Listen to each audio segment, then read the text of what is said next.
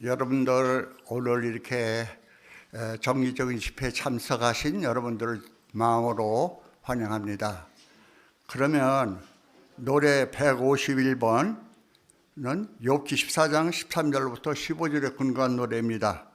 노래 부른 다음에 기도로서 오늘 집회를 시작하도록 하겠습니다.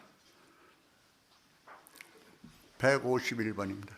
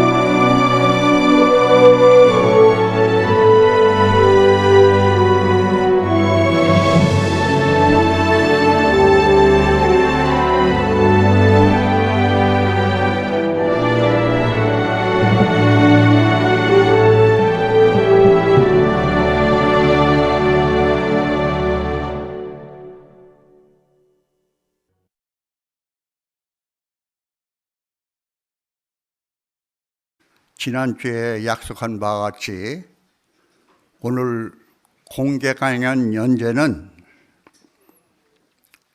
부활의 희망이 우리 자신에게 실제적으로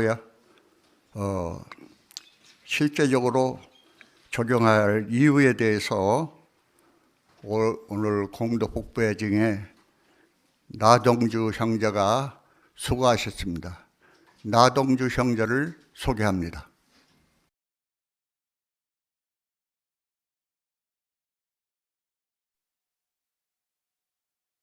소개된 바와 같이 강연 주제는 부활 희망입니다. 그럼 부활이란 무엇입니까? 부활이란 그리스어 단어 아나스타시스를 번역한 것으로 우리 모두가 잘 알고 있는 것처럼 사람이 죽었는데 다시 살아나는 것을 부활이라고 부릅니다. 우리 모두는 앞으로 부활이 있을 것이라는 성경의 약속에 대해 깊이 생각해 보는 것이 좋습니다. 왜 그렇습니까? 그 이유는 우리가 심각한 질병에 걸릴 수도 있고 사랑하는 사람들과 갑작스러운 사별을 할 수도 있기 때문에 그렇습니다. 그리고 부활에 대한 그 희망은 우리의 영원한 미래, 그리고 사랑하는 사망하는 사람들의 미래와 관련되어 있기 때문에 그렇습니다. 사실 죽은 사람이 살아난다면 얼마나 좋은 일입니까? 그러나 그것은 너무나 꿈 같고 어려운 일입니다. 얘기입니다. 하지만 오늘 우리는 이 시간에 성경을 가지고 부활 희망이 어떻게 우리에게 믿을 만한 실제적인 희망인지를 같이 살펴보고자 합니다. 크게 5가지 요점으로 나누어서 생각해 보겠습니다. 첫 번째는 사람이 태어나서 늙고 죽는 게 당연해 보이는데 부활이 왜 필요하게 되었는지 하는 점입니다. 두 번째는 사람이 다시 살아난다는 것은 정말 믿기 어려운데 부활을 우리가 확실하게 믿을 수 있는 이유가 무엇인지 성경을 통해서 같이 생각해 보고자 합니다. 세 번째는 우리가 부활을 믿게 되면 이 부활이 우리에게 얼마나 힘과 위로를 주는지 살펴보게 될 것입니다. 그리고 네 번째는 우리가 정말 부활을 믿는다면 그 믿음을 어떤 방법으로 나타낼 수 있는지 같이 생각해 보겠습니다. 그리고 마지막 5번째는 부활 희망이 나에게 실제적이라면 어떤 방법으로 우리가 매일매일 하루하루를 어떤 마음가짐으로 살아야 하는지를 성경을 통해서 같이 생각해 보고자 합니다. 그러면 첫 번째 요점부터 생각해 볼까요? 부활은 왜 필요하게 되었습니까? 오늘 3가지 성구를 살펴볼 건데요. 첫 번째 성구에서는 여호와 하나님의 목적과 관련해서, 두 번째 성구에서는 여호와 하나님의 이름, 명성과 관련해서, 세 번째 성구에서는 그분의 능력, 특성과 관련해서 부활이 왜 필요하게 되었는지를 유의해 보시기 바랍니다. 먼저 창세기 1장 28절을 보실까요? 창세기 1장 28절입니다. 1장 28절. 하느님께서 그들을 축복하며 이렇게 말씀하셨다. 생육하고 번성하여 땅을 가득 채우고 땅을 정복하여라. 바다의 물고기와 하늘의 날짐승과 땅에서 움직이는 모든 생물을 다스리어라. 네, 이 성구는 하느님께서 첫 인간을 창조하신 목적이 나와 있습니다. 그렇죠? 그것은 무엇입니까? 생육하고 번성해서 땅을 채우고 정복하는 것이었습니다. 자, 그런데 지금 현재 우리는 어떻습니까? 사람들은 자녀를 낳고 생육하고 번성하고 땅을 가득 채웠습니다. 그리고 정복했습니다. 그렇다면 이 하나님의 목적은 이루어졌습니까? 이 창세기 1장 28절의 성구는 성취되었습니까? 그렇지 않았습니다. 왜 그렇게 말할 수 있습니까? 하나님이 처음에 인간에 대해서 이 목적을 말씀하셨을 때 그분은 오늘날처럼 한 세대가 태어나서 늙고 병들고 죽고 또 다음 세대가 태어나서 늙고 병들고 죽고 하면서 생육하고 번성해서 땅을 가득 채우기를 원하지 않으셨기 때문에 그렇습니다. 죽음이 나온 건 창세기 2장에서 선악에 대한 지식의 나무의 열매에 대해서 경고하셨을 때 처음으로 언급하셨습니다. 다시 말해서 창세기 1장 28절에 이 목적을 말씀하셨을 때는 사람이 죽지 않고 태어나고 번성하고 또 태어나고 번성하고 해서 땅을 가득 채우기를 바라셨습니다. 따라서 이 여호와의 목적은 이루어지지 않았습니다. 그러면 이 여호와 하나님의 맨 처음 말씀하신 이 목적이 이루어지려면 뭐가 필요할까요? 반드시 죽음이 없어져야 됩니다. 그리고 원래 하나님의 약속하신 대로 사람이 죽는 일 없이 생육하고 번성해야 되죠. 두 번째는 무엇입니까? 이미 죽은 사람은 어떻게 되느냐 하는 점이죠. 죽은 사람들도 하나님의 목적과 관련해서 반드시 일으켜져야만 합니다. 그렇지 않습니까? 자, 그러면 또 다른 이유를 한번 찾아볼까요? 이번에는 시편 119편 160절입니다. 시편 119편 160절. 당신의 말씀의 본질은 진리입니다. 네, 많이 익숙한 성구죠. 2023년 성구이죠. 다시 다른 말로 바꾸면 작년 연표입니다. 1년 내내 붙어 있었죠. 자, 그럼 이 말씀의 의미는 무엇입니까? 하나님의 말씀은 거짓이나 거짓의 흔적도 찾아볼 수 없는 참이며 진리라는 것입니다. 그런데 만약 부활이 없다면 어떻게 되죠? 부활이 있을 것이라는 사도행전 24장 15절의 그분의 말씀은 거짓입니다. 그러면 여호와 하나님께서는 거짓말장이십니까? 아닙니다. 우리가 알고 있듯이요. 따라서 부활은 그분의 명성, 이름과 관련해서도 반드시 이루어져야 될 것입니다. 또 다른 이유를 찾아볼까요? 이번에는 사무엘상 2장 6절을 보시겠습니다. 사무엘상 2장 6절입니다. 2장 6절 여호와께서는 죽이기도 하고 생명을 보존하기도 하십니다. 각주에 보면 살리기도 하십니다. 무덤으로 끌어내리기도 하고 거기서 일으키시기도 합니다. 여기 보면 여호와 하나님께서 어떤 분인지를 아주 잘 알려주십니다. 그런데 만약에 부활이 없다면 어떻게 될까요? 여호와께서는 죽이기는 하실 수 있는데 생명을 보존 못하시죠.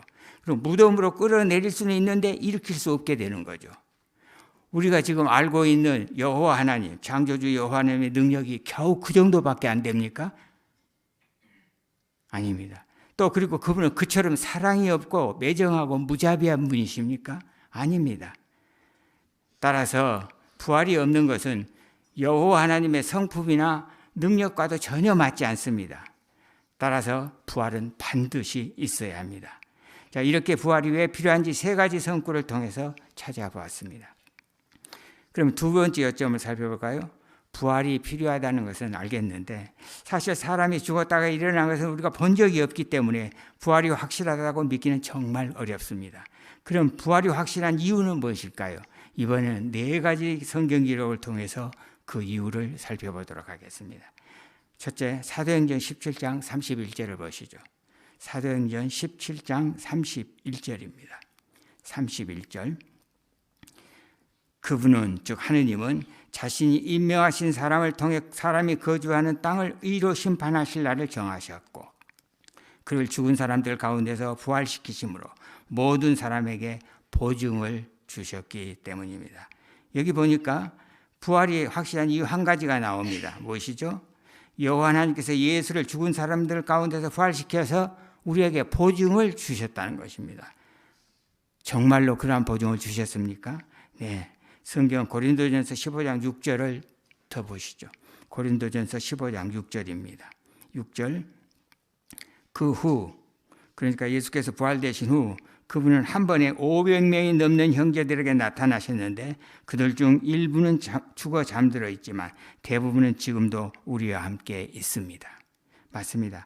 부활 후에 한 번에 500명 형제들의 이상의 사람들에게 일시에 나타났는데 그 목격 증인들이 바울이 고린도회 중에 편지를 쓸 때 일부는 잠들어 있고 대부분은 살아있다고 얘기했습니다. 당시에 목격자가 많이 생존해 있었으므로 그들이 예수께서 부활되었다는 사실을 보증해 줬고 확증해 줄 수 있었습니다. 그렇지 않습니까? 사실 한두 목격자의 말은 일축해 버릴 수 있죠. 그러나 500명이 넘는 많은 사람들의 증언들은 어떻습니까? 신빙성을 더해 주었을 것입니다. 그렇지 않습니까? 이처럼 목격자들의 진술과 성경의 증언에도 불구하고 과거 1세기의 사람들 그리고 현재 우리 시대의 사람들은 어떻습니까? 예수의 부활에 의문을 품은 사람들이 있어 왔습니다. 지금도. 일부 사람들은 부활을 목격했다고 주장한 제자들이 사실은 예수의 시체를 훔쳐갔다라고 말합니다. 하지만 제자들은 무덤 입구를 짓고 있던 로마 군인들을 어떻게 할 수 있는 권력이나 영향력이 없었습니다. 그런가 하면 예수께서 부활되어 나타나신 것이 단지 환영일 뿐이다라고 주장하는 이들도 있습니다. 그러나 예수께서 각기 다른 시간에 많은 여러 사람들에게 나타나셨다는 점은 그러한 주장이 설득력이 없음을 보여줍니다. 더욱이 부활된 예수께서 갈릴리에서 하신 일을 생각해 볼 수 있습니다. 요한복음 21장 9절로 14절을 보시면 예수께서는 물고기를 굽고 빵을 만들어서 제자들에게 주셔서 제자들이 먹은 일이 있었습니다. 이러한 일이 환영이 했다고 말하는 것이 과연 합리적이겠습니까? 그럴 수 없습니다.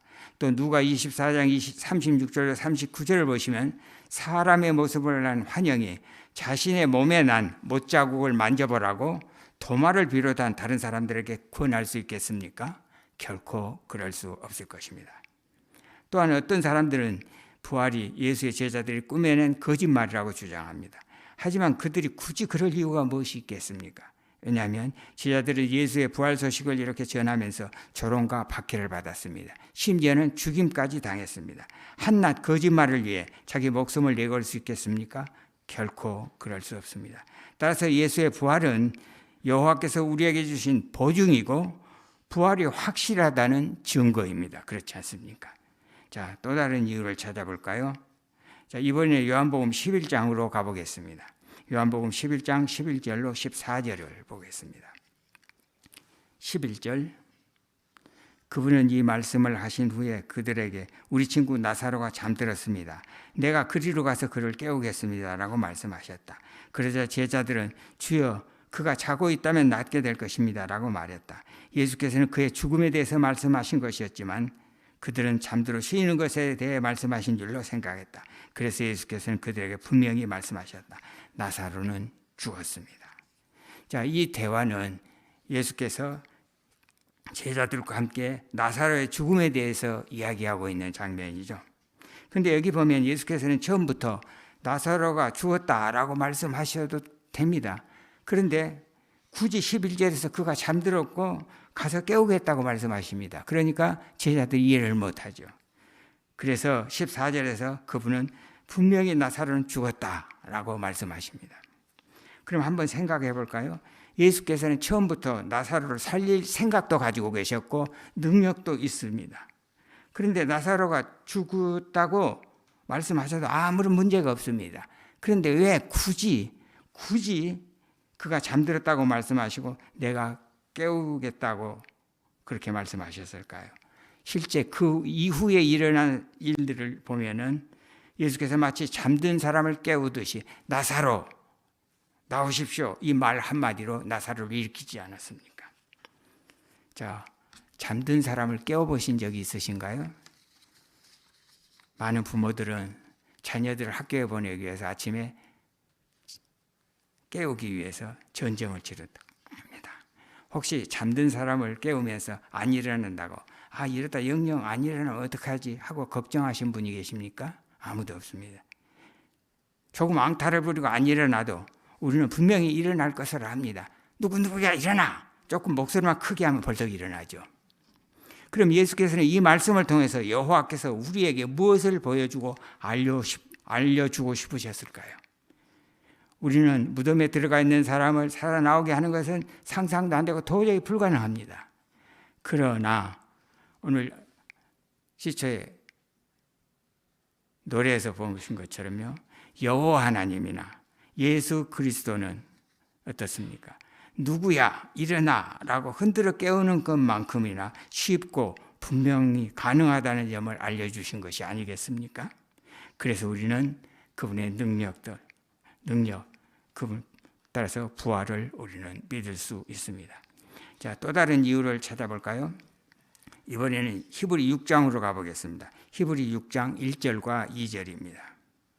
1절 그러므로 그리스도에 관한 초보적인 교리를 넘어서 장성에 이르기를 위해 힘씁시다. 그 기초는 죽은 행실로부터 회개하는 것과 하나님에 대한 믿음, 침례들과 손을 얻는 것, 죽은 사람에 대한 부활과 심판에 대한 가르침입니다.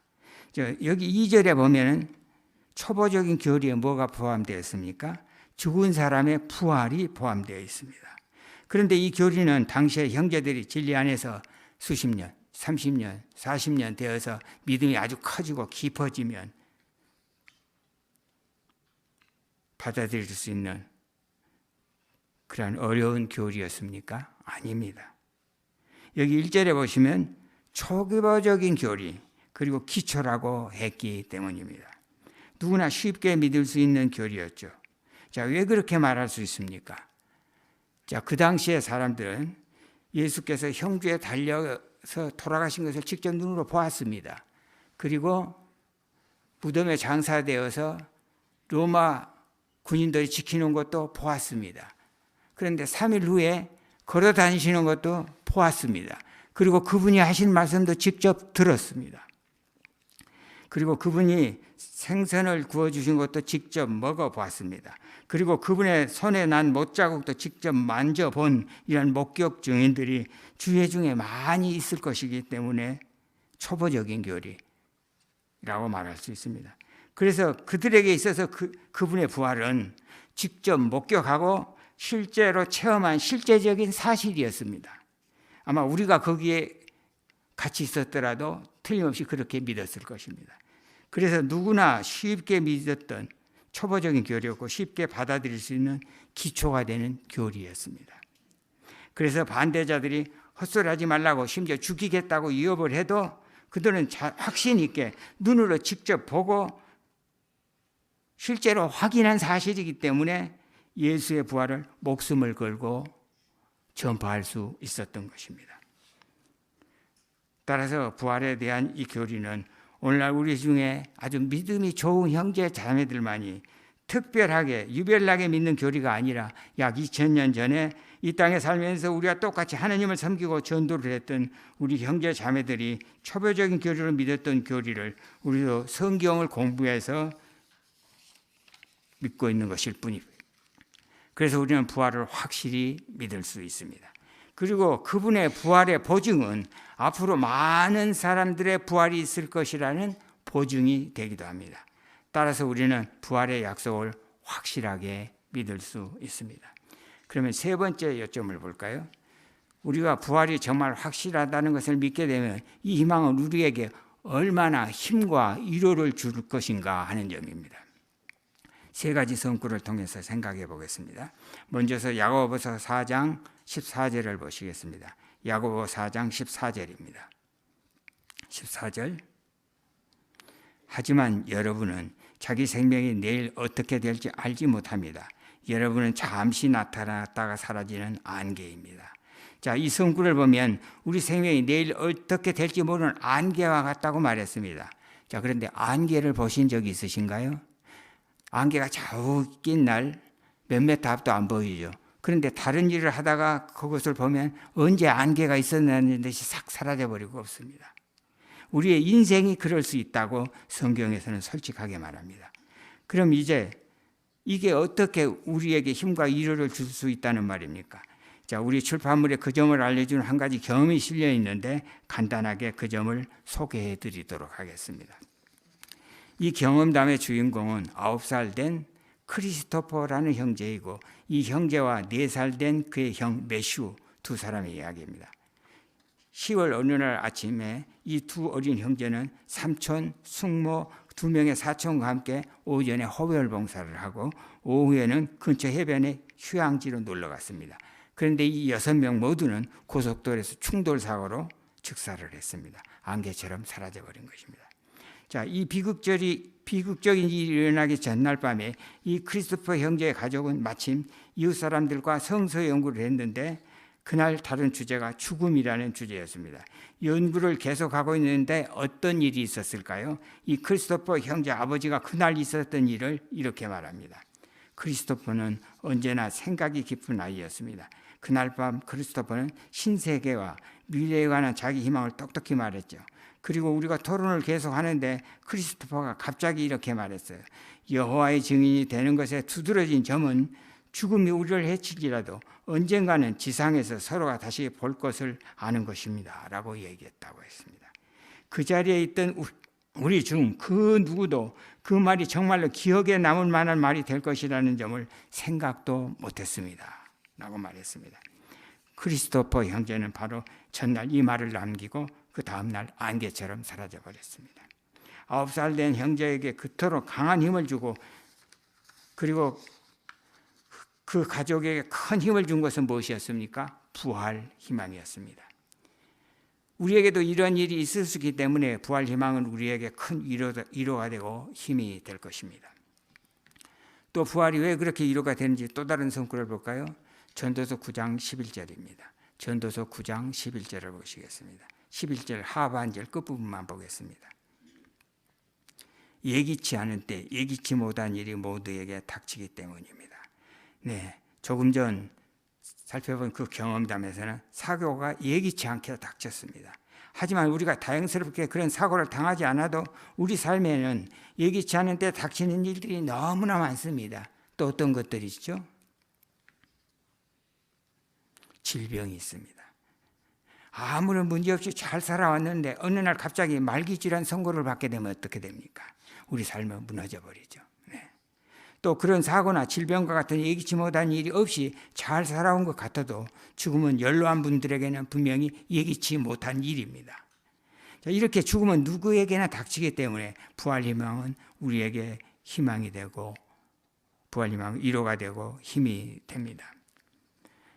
또 어떤 경우에 부활이 우리에게 위로가 될까요? 이번에는 고린도후서 1장 9절을 쳐다보겠습니다. 고린도후서 1장 9절입니다. 9절. 사실 우리는 사형 선고를 받았다고 느꼈습니다. 그렇게 된 것은 우리가 자신을 신뢰하지 않고 죽은 사람을 일으키시는 하느님을 신뢰하게 하려는 것이었습니다. 이 글을 쓴 바울은 너무 압력이 심해서 생사가 불확실하고 사형 선고를 받았다고 느꼈습니다. 무엇 때문이었습니까? 사고도 아니고 질병도 아니었습니다. 네, 박해 때문이었습니다. 그때 바울은 자신을 신뢰하지 않고 죽은 사람을 일으키시는 하느님을 신뢰하려는 것이었다라고 말했습니다. 그러니까 바울은 하느님께서 부활시켜 주실 것임을 확신하고 위안과 힘을 얻었던 것입니다.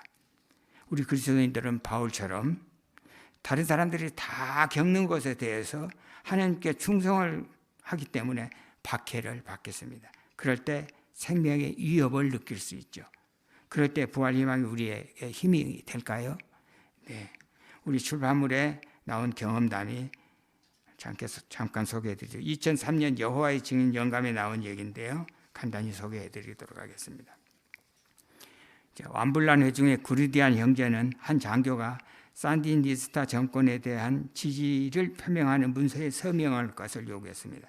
나는 거절했습니다. 그러자 그는 권총을 꺼내들고는 우리가 혁명에 이바지하지 않는 기생충들을 제거할 수 있다는 것을 모르나 하고 위협했습니다.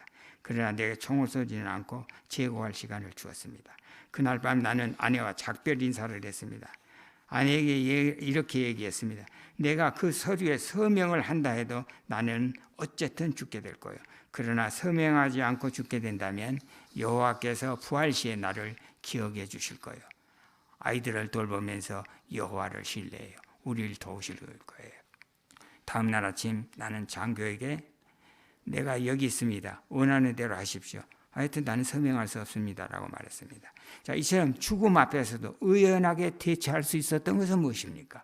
부활에 대한 희망이었습니다. 부활은 본인뿐만 아니라 가족에게도 분명히 위로가 되고 힘이 되었습니다. 부활의 확실한 희망은 그리스도인 중립을 지키는데 도움이 된 것이었습니다. 그렇죠? 그럼 이제 이번 네 번째 요점을 생각해 봤습니다. 우리가 부활을 정말 믿는다면 우리는 어떤 방법으로 그 믿음을 나타낼 수 있을 것입니까? 성경에서는 그 간단한 방법을 이렇게 알려줍니다. 성경 마지막 책인 요한계시록 12장 11절을 보시겠습니다. 요한계시록 12장 11절입니다. 11절. 그들은 어린 양의 피와 자기들이 증언하는 말씀으로 그를 이겼으며 죽음의 직면에서도 자기들의 영혼을 각주해 보면 목숨을 아끼지 않았다. 여기 방법이 나오죠. 여호와의 이름을 위해서 목숨을 아끼지 않는 것입니다. 그러니까 우리가 생명의 위협을 느낄 때 부활에 대한 믿음을 보일 때이며 그렇게 해서 세상을 이길 수 있고 믿음을 지킬 수 있다는 것입니다. 자, 이제 마지막 다섯 번째 요점을 생각해 보겠습니다. 우리가 부활을 정말로 믿는다면 지금 매일매일 어떤 마음가짐으로 살면 좋을까요? 본이 되는 사람이 생각나죠? 욥이라는 사람입니다. 그럼 욥은 어떻게 살았을까요? 욥기 14장 14절 15절을 읽어볼까요? 욥기 14장 14절 사람이 죽으면 다시 살 수 있겠습니까? 제 강제 노역의 모든 날 동안 저는 기다리겠습니다. 제 구제가 이르기까지 당신은 부르시겠고 저는 대답할 것이며 당신은 선수 지으신 것을 그리워하실 것입니다. 네, 이 익숙한 구절을 보면 욥이라는 사람이 부활을 얼마나 확실하게 믿었는지를 알 수 있습니다. 욥은 여호와께서 자기를 부르시면 자기가 그분 목소리를 듣고 일어날 것이라고 믿은 것입니다. 욥아 일어나라 라고 하시면 자기가 일어날 것이라고 믿었던 것입니다. 욥이 이처럼 부활을 100% 믿었기 때문에 매일매일 어떻게 살았습니까? 우리가 욥이 얼마나 끔찍한 일들을 매일매일 겪었는지를 우리는 잘 압니다. 한번 생각해 보죠. 그는 어느 날 갑자기 그 많은 재산을 한꺼번에 잃어버렸습니다. 얼마나 실망했겠습니까? 자, 그런데 자녀가 죽으면 가슴에다 묻는다고 그러죠. 그러니까 자녀가 죽으면 산에다 갖다 묻지 못하고 평생을 죽을 때까지 안고 산다는 거죠, 가슴에. 그런데 욥이라는 사람은 사랑하는 자녀 하나도 아니고 10명이 아들 7, 딸 3에서 10명의 사랑하는 자녀가 하루아침에 죽어버렸습니다. 아마 얼마나 낙심했을 것입니까? 아마 모르긴 몰라도 살고 싶지 않다고 생각했을지도 모릅니다. 또 생각해 볼 점이 있죠. 욥과 그의 아내는 오늘날 우리들이 생각하는 것처럼요, 그래도 내가 조금 건강하면 어떻게 극복하고 참아볼 수 있지 않을 것인가, 견딜 수 있지 않을 것이라 아닌가라고 생각했을지도 모릅니다.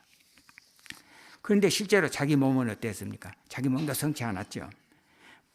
정수리에서 발끝까지 악창이 나서 견디지 못했어요. 그래서 잿더미에 앉아서 사금팔이로 몸을 긁지 않으면 안 되었죠.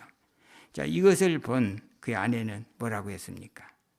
하나님을 저주하라고 욥한테 죽으라고 얘기했습니다, 남편에게. 자, 그런데 욥기 1장 9절 10절을 보시면 욥의 반응이 나옵니다. 자, 욥은 어떤 반응을 보였죠? 욥은 참 하나님께 좋은 것을 받았다면 나쁜 것도 받아들여야 하지 않겠소? 그는 이러한 모든 일을 겪어도 입술로 죄를 짓지 않았다라고 했습니다. 그리고 욥기 27장 5절에서는 욥은 나는 죽을 때까지 내 충절을 버리지 않을 것이다 라고 말하였습니다. 맞습니다.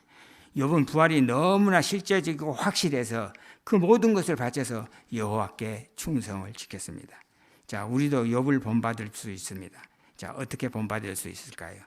조금 전 살펴보면 욥은 어떻게 했죠? 죽을 때까지 충절을 버리지 않겠다라고 말했습니다. 우리도 욥을 본받기 위해서 욥처럼 우리 같이 한번 해볼까요? 숨을 크게 쉬었다가 뱉어보세요. 예, 숨이 쉬어지네요. 살아있습니다. 아직은요. 언제까지 살아있을 수 있을지는 아무도 모르죠. 따라서 지금 살아있는 동안에, 우리가 숨이 쉬어지는 동안에 매 순간에 또 매일 욥처럼 여호와께 충성을 다하고 그분을 기쁘시게 해드리는 삶을 살아야겠습니다. 그렇게 한다면 우리는 예기치 못한 일이 닥칠 때 확신을 갖게 될 것입니다. 내가 오늘 죽어도 여호와께서 나를 부활시켜 주실 것이라고, 내가 사랑하는 그 사람들을 여호와께서 일으켜 주실 거라고 욥처럼 100% 믿을 수 있을 것입니다.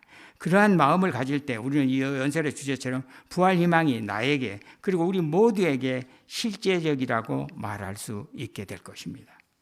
이제 우리 모두는 조금 생각의 전환을 한번 해보면 어떨까 하고 저게 조금 생각해 봤습니다. 어떤 생각의 전환이 필요할까요? 이 사물의 제도에서는 우리의 생명이 안개와 같습니다. 따라서 우리는 안개와 같은 이 현재의 생명에 집착한다면 압력을 받을 때 어떻게 타협도 생각하게 되고 포기 이런 것들이 생각이 들 수 있겠습니다. 따라서 안개와 같은 현재의 생명이 아니라 참된 생명, 즉 하나님께서 약속하신 낙원에서의 영원한 생명에 초점을 맞추도록 하십시다. 그리고 욥처럼 살아있는 동안 우리의 충절을 결코 버리지 않겠다고 결심하도록 하십시다. 그렇게 한다면 우리의 부활 희망은 현실이 되고 실제적인 것이 될 것이기 때문입니다.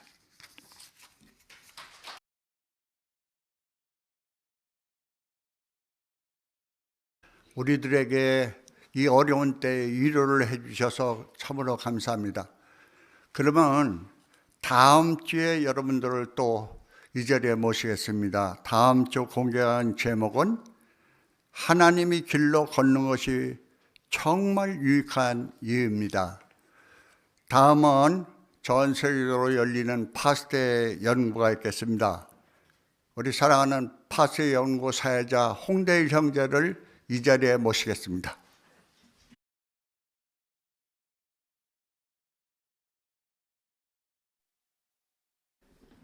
감사합니다. 김정기 형제, 저도 사랑합니다.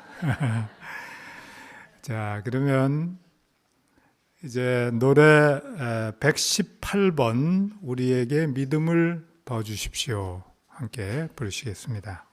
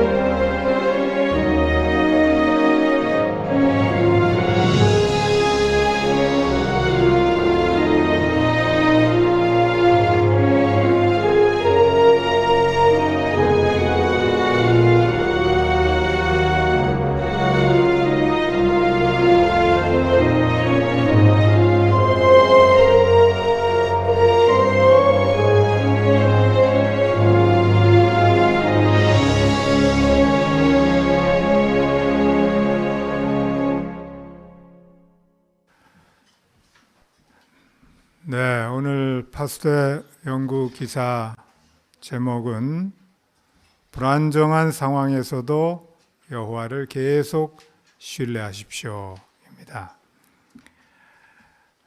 우리는 지금 마지막 때에 살고 있죠.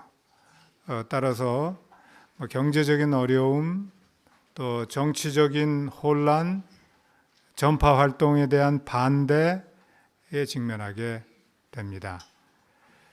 정말 불안정한 상황에서 우리가 매일 살고 있습니다. 정말 편안하고 안정된 때는 그렇게 길지 않은 것 같아요.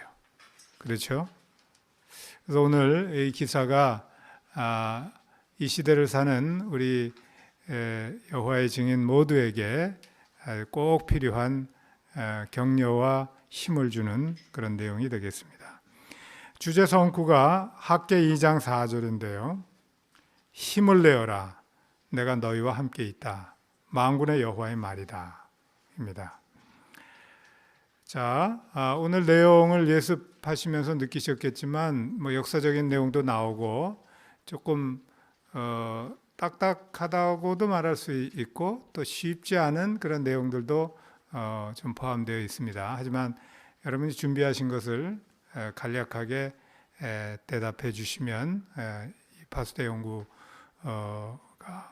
아주 훌륭하게 진행이 될 수 있을 것이라고 확신합니다. 자, 그러면 먼저 1항과 2항을 박 형제가 읽어주실까요? 미래가 불안할 때가 있습니까? 혹시 직장을 잃어서 가족을 어떻게 부양해야 할지 염려가 됩니까?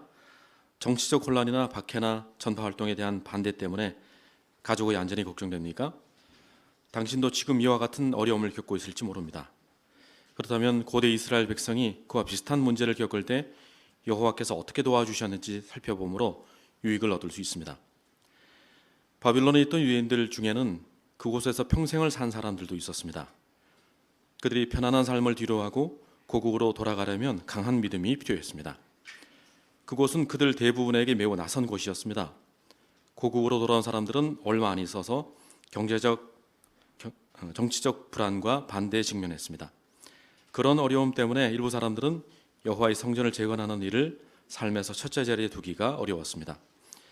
그래서 기원전 520년경에 여호와께서는 백성이 다시 열심을 내도록 격려하기 위해 예언자 학개와 스가랴를 보내셨습니다. 이어지는 내용에서 살펴보겠지만 그 예언자들의 격려는 좋은 결과를 가져왔습니다. 하지만 돌아온 그 유대인들은 약 50년 후에 또다시 열심을 잃었습니다. 그래서 율법에 정통한 필사자인 에스라가 바빌론에서 예루살렘으로 와서 하나님의 백성이 참 숭배를 우선순위에 두도록 격려했습니다. 네, 질문드리죠. 오늘날 우리의 상황은 예루살렘으로 돌아온 유대인들의 상황과 어떻게 비슷합니까? 하금순 자매.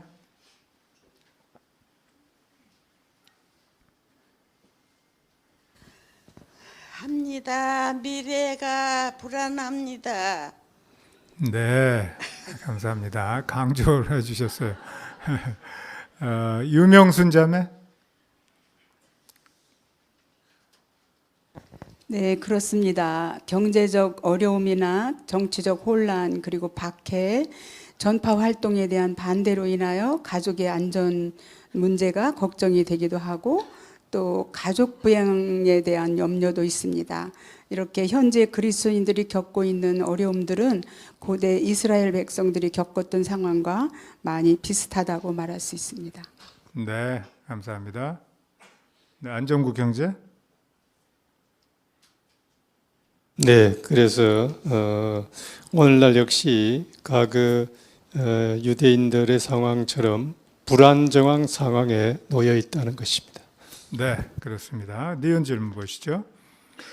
유대인들이 어떤 어려움을 겪었는지 간략하게 설명해 보십시오.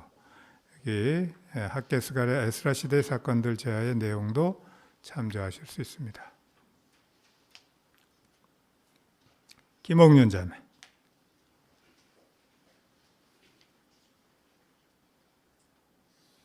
네, 그 바벨론에 있던 유대인들이 기원전 537년에 그 고국으로 돌아가려고 하였는데 아마 어려웠을 것입니다.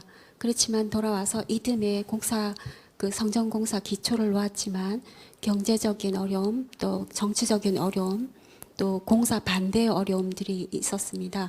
급기야 금지령이 내렸고 그래서 여호와께서는 520년에 학개와 스가랴를 2달 간격으로 보내야만 했습니다. 그래서 기원전 515년에 성전이 완공되었지만 또 숭배에서 열심을 잃었습니다. 그래서 50년 뒤에 에스라가 사람들을 또 데리고 와서 참 숭배를 우선순위에 둘 수 있도록 또 격려가 필요할 정도로 그들이 어려움을 겪었습니다. 네, 감사합니다. 네, 윤영기 형제. 네, 70년간 이스라엘이 방치됐다면 아주 그 황폐화 됐을 것입니다. 상황이 믿음의 사람들, 강한 믿음의 사람들은 이제 그 황폐된 이스라엘을 향해서 다시 돌아옵니다. 돌아와 보니까 매우 낯선 곳이었고 또 얼마 후에는 경제적이고 또 정치적 불안과 반대에 직면하는 여러 가지 어려운 상황에 있었습니다. 네, 감사합니다. 네, 그리고 여기 그 학개 스가랴 에스라 시대의 사건들이 나오죠. 이것을 또한 참조하실 수 있겠습니다. 자, 그러면 이제 사망으로 가볼까요? 학개와 스가랴의 예언은 과거에 하나님의 백성의 반대를 받으면서도 계속 여호와를 신뢰하는 데 도움이 되었습니다. 그 예언들은 오늘날 우리 역시 불안정한 상황에서도 계속 여호와의 도움을 확신할 수 있게 해줍니다. 이제 하나님께서 학교와 스가랴를 통해 전하신 소식과 이스라엘 본을 살펴보면서 다음과 같은 질문에 대한 답을 알아보겠습니다. 돌아온 유대인들은 불안정한 상황 때문에 어떤 어려움을 겪었습니까? 왜 우리는 상황이 불안정할 때에도 하나님의 뜻을 행하는 일을 계속 첫째 자리에 두어야 합니까? 어려움을 겪을 때 어떻게 여호와에 대한 신뢰심을 기를 수 있습니까? 네, 먼저 잠언 22장 19절을 누가 읽어주실까요? 정관순 자매. 내가 오늘 너에게 지식을 베푸는 것은 여호와께 확신을 두게 하려는 것이다. 네, 감사합니다. 이 기사에서 어떤 질문들을 살펴볼 것입니까? 네, 김예슬 자매.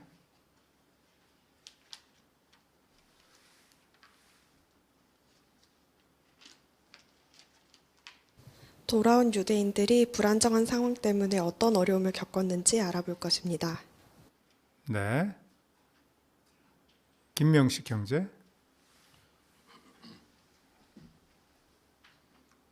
네, 그리고 왜 우리는 상황이 불안정할 때에도 하나님의 뜻을 행하는 일을 계속 첫째 자리에 두어야 하는지 그 점도 살펴볼 것입니다. 네. 임명희 자매.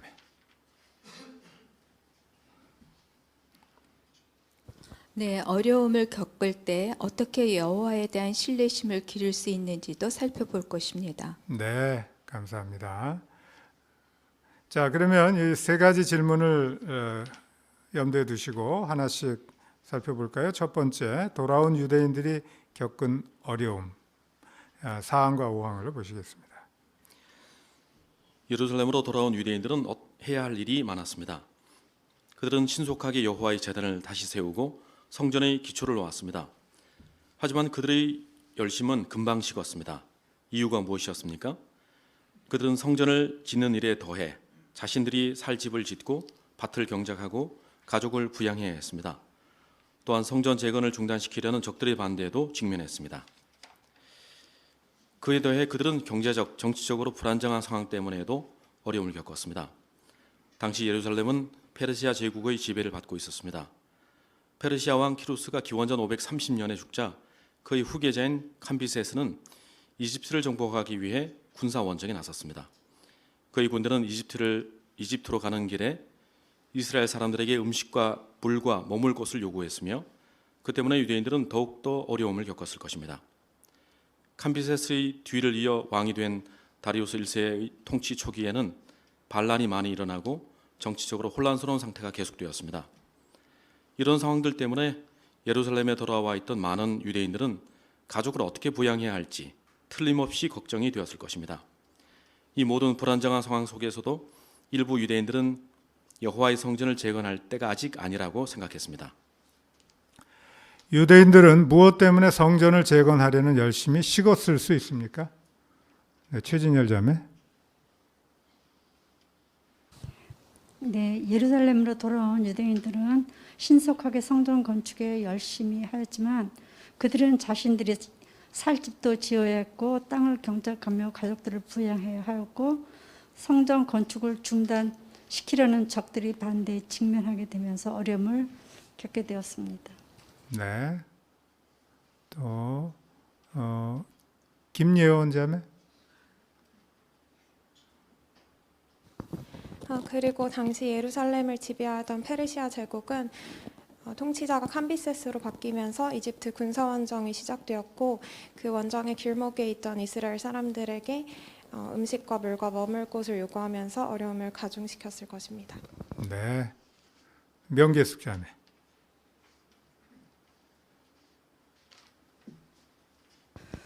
네, 키루스가 죽고 나서 그 후계자가 된 캄비세스가 에집트로 군사원정을 다녔다고 했습니다.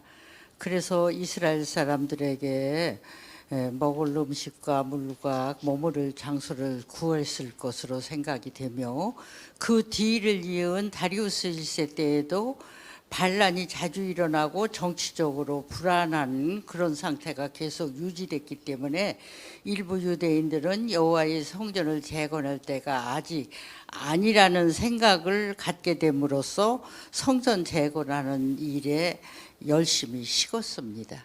네, 감사합니다. 백운경 자매.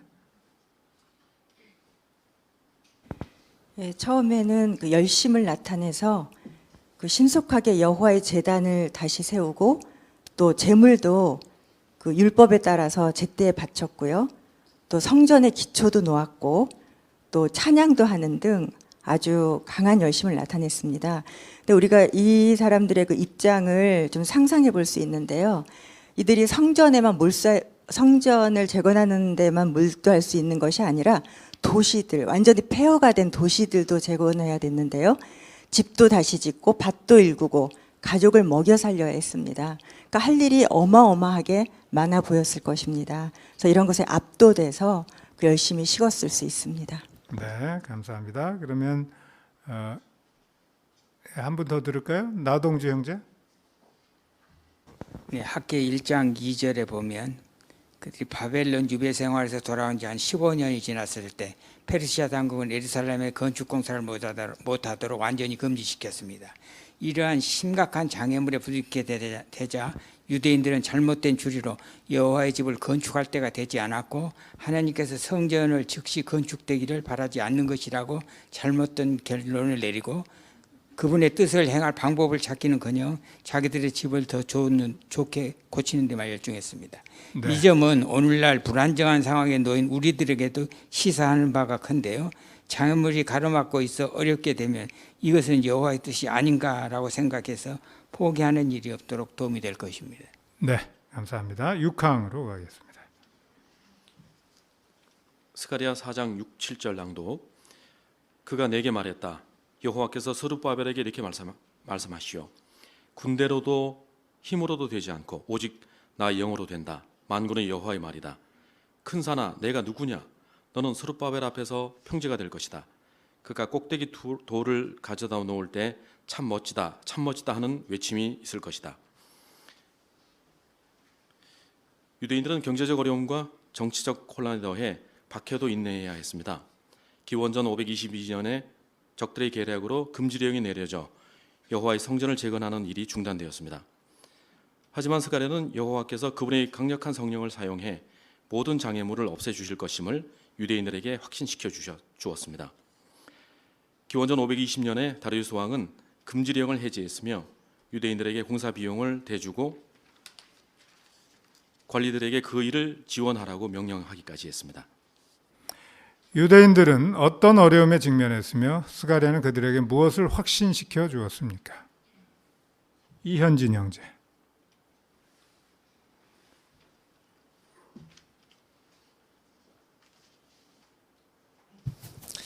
네, 금지령이 내려져 여호와의 성전을 재건하는 일이 중단되었는데 7절의 선구처럼 그 어려움이 마치 산처럼 느껴져 도저히 넘을 수 없는 장애물처럼 보였습니다. 네, 감사합니다.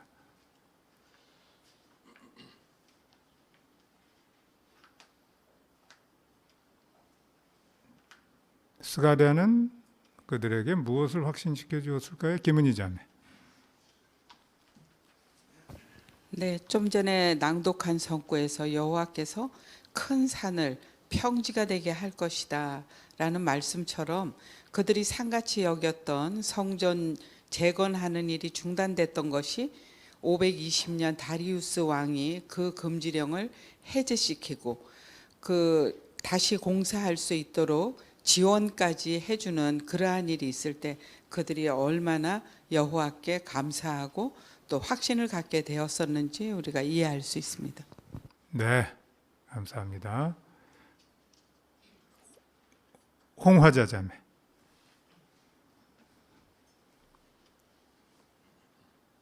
네, 그래서 에스라 6장 6절로 10절에 보면은 여호와께서는 상황을 조종하셨습니다.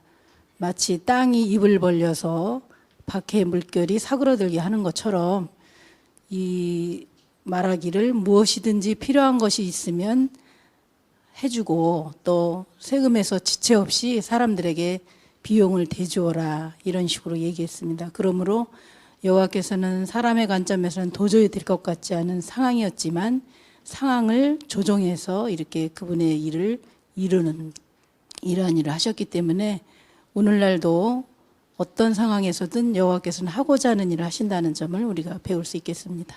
네, 감사합니다. 7항을 보시죠. 학개와 스가랴를 통해 여호와께서는 자신의 백성이 성전을 재건하는 일을 우선순위에 둔다면 그들을 도와주겠다고 약속하셨습니다. 돌아온 유대인들은 그 예언자들의 격려에 힘을 얻어 기원전 520년에 성전 공사를 다시 시작했으며 5년이 채 안 되어 성전을 완공했습니다.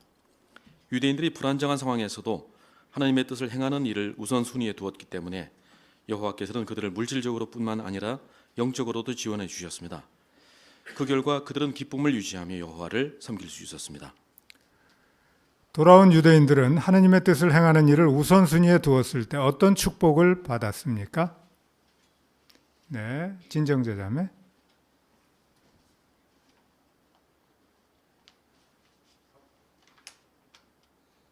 네, 유대인들이 불안정한 상황에서도 하나님의 뜻을 행하는 일을 우선순위에 두었기 때문에 바로 여호와께서는 그들을 물질적으로뿐 아니라 영적으로 지원해 주셨고 결과 그들은 기쁨을 유지할 수 있었고 여호와를 섬길 수 있었겠습니다. 네, 좋습니다. 이재영 형제. 네, 에스라 6장 16절과 22절에 보면 기뻐하며 낙성식을 거행하고 또 기쁨으로 7일간의 무교절 축제를 지켰다고 알려줍니다. 이처럼 여호와께서는 그들이 영적인 마련을 즐길 수 있도록 축복하셨습니다. 네, 감사합니다. 자, 이렇게 해서 첫 번째 소제목을 살펴봤고요. 그다음에 이제 두 번째 소제목, 하느님의 뜻을 행하는 일을 계속 첫째 자리에 두십시오. 8항을 읽겠습니다. 큰 환난이 가까운 지금 우리는 전파하라는 명령에 순종하는 것이 얼마나 중요한지 잘 알고 있습니다. 하지만 경제적 어려움을 겪고 있거나 전파 활동에 반대를 받고 있다면 봉사를 첫째 자리에 두기가 어려울 수 있습니다. 그럴 때 왕국을 첫째 자리에 두는데 무엇이 도움이 됩니까? 만군의 여호와께서 우리와 함께 계시다는 사실을 계속 확신하는 것입니다. 우리가 자기 자신보다 왕국을 계속 앞자리에 둘 때 그분은 우리를 지원해 주실 것입니다. 따라서 우리는 아무것도 두려워할 필요가 없습니다. 네, 학계 2장 4절을 누가 읽으실까요? 네, 황덕윤 자매.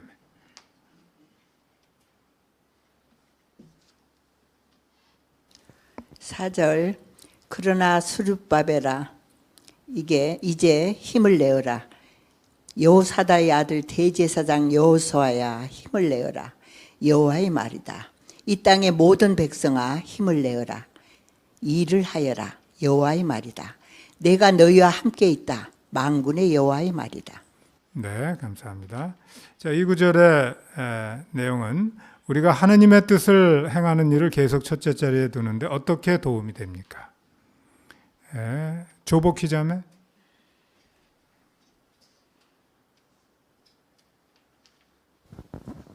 네, 우리가 경제적 어려움이나 반대를 받게 되면 봉사를 첫째 자리에 두기가 어려울 수도 있습니다. 하지만 여호와께서 만군의 여호와께서 우리와 함께 하신다는 사실을 기억하고 왕국을 계속해서 앞자리에 둔다면 여호와께서 분명히 지원해 주실 것입니다. 네, 감사합니다. 안명희 자매.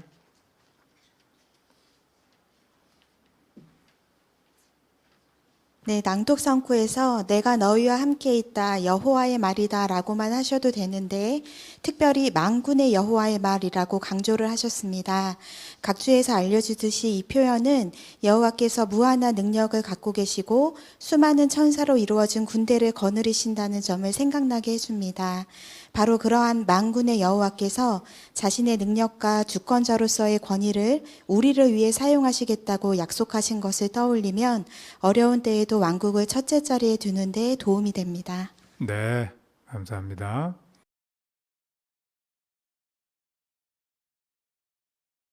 네. 자, 그러면 이제 9항과 10항 한 부부의 경험을 들어보겠습니다.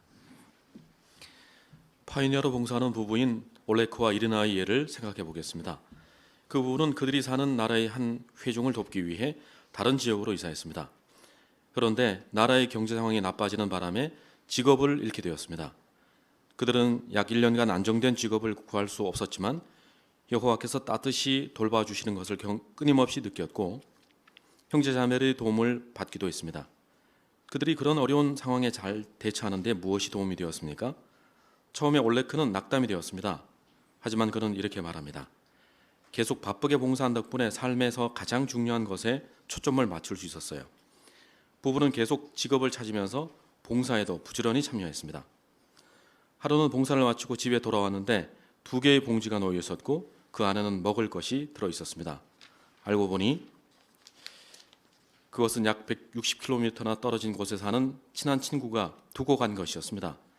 원래 그는 이렇게 말합니다. 그날 우리는 여호와와 형제 자매들의 깊은 사랑과 관심을 또다시 느꼈어요. 상황이 얼마나 절망적으로 보이든 여호와께서 자신의 종들을 결코 잊지 않으신다는 점을 확신할 수 있었어요. 한 부분은 마태복음 6장 33절에 나오는 예수의 말씀이 참되다는 것을 어떻게 경험했습니까? 이정 형제.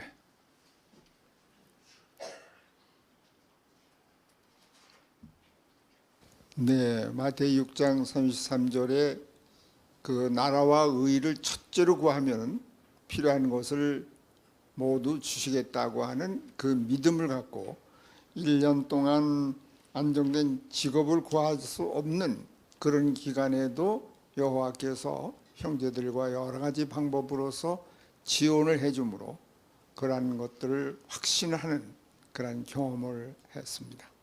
네, 감사합니다. 신충심 자매. 네, 이 부분은 필요한 회중을 돕기 위해서 그곳으로 간 것이었습니다. 그렇지만 그들의 상황이 나빠졌다고 해서 봉사하는 일을 결코 미루지 않고 그것이 가장 중요한 일처럼 더 열심히 직장도 구하면서 열심히 봉사를 했기 때문에 여호와 하나님께서 이렇게 필요한 것을 제때에 풍부히 주셨다는 것을 우리가 이해할 수 있습니다. 네, 좋습니다. 예, 그러면 이제 11항으로 가겠습니다. 여호와께서는 우리가 제자 삼는 일을 통해 사람들의 생명을 구하는 일을 계속 첫째 자리에 두기를 바라십니다. 실항에서 언급한 것처럼 학계는 여호와의 백성에게 성전 공사를 다시 시작하라고 격려했습니다. 마치 새로 성전의 기초를 놓는 것처럼 새로운 마음으로 신성한 봉사를 드리라고 하는 것입니다. 그들이 그렇게 한다면 여호와께서는 그들에게 축복을 내릴 것이라고 약속하셨습니다. 우리도 여호와께서 맡기신 일을 우선순위에 둔다면 그분이 우리의 노력을 축복해 주실 것임을 확신할 수 있습니다. 우리가 하느님의 뜻을 행하는 일을 계속 첫째 자리에 둘 때 그분은 어떻게 해 주실 것입니까? 김한별 형제.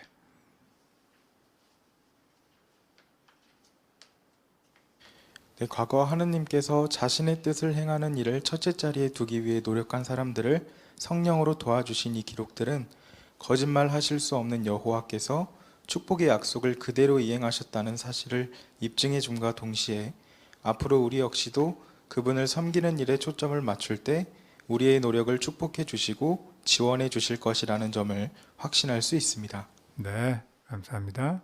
또 정공영 자매.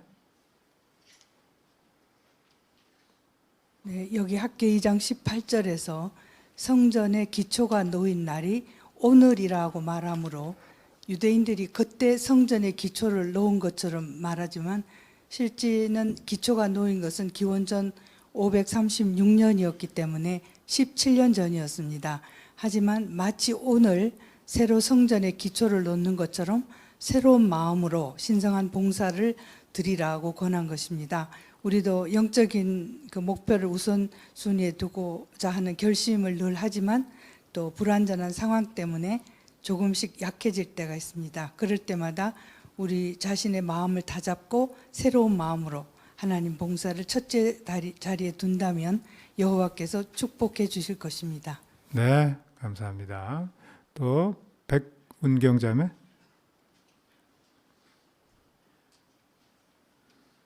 네, 여호와께서는 성전 공사를 다시 시작하라 이렇게 격려하셨는데요. 마치 새로 성전의 기초를 놓는 것처럼 새로운 마음으로 하라는 것입니다. 그래서 정자매께서 말씀해 주신 것처럼 성전의 기초를 놓은 다음에 거의 16년, 17년이 지났는데 그동안에 그렇게 지지부지하던 성전 그 공사가 놀랍게도 5년이라는 짧은 기간에 완공됨으로 웅대한 성공을 거두게 됩니다. 그러니까 여호와께서 축복을 내릴 것이라고 약속하시고 또 그것대로 행했을 때 여호와께서 일을 성공하게 해주시고 또 기쁨을 주시고 넘치도록 축복해 주신 결과를 볼 수 있습니다. 네, 감사합니다. 곽영도 형제. 네, 이 짧은 성구 안에 여호와께서 오늘부터라는 표현을 2번 사용하시는데요. 마지막에서는 그냥 축복을 내릴 것이다 아니고 오늘부터 축복을 내리겠다. 그들이 여호와 일을 첫째 자리에 둔 그 시점부터 축복을 하시겠다는 그 말씀을 하신 것을 보면 여호와께서는 자신의 일을 첫째 자리에 둔 사람 반드시 축복하시고 그 시점도 중요하게 여기신다는 점을 알 수 있습니다. 네, 그렇습니다. 불안정한 가운데서도 그렇게 할 때 여호와께서 반드시 축복해 주신다는 것을 알게 되죠. 자, 그러면 이제 다음 소제목 여호와에 대한 신뢰심을 기르는 방법 12항을 보겠습니다.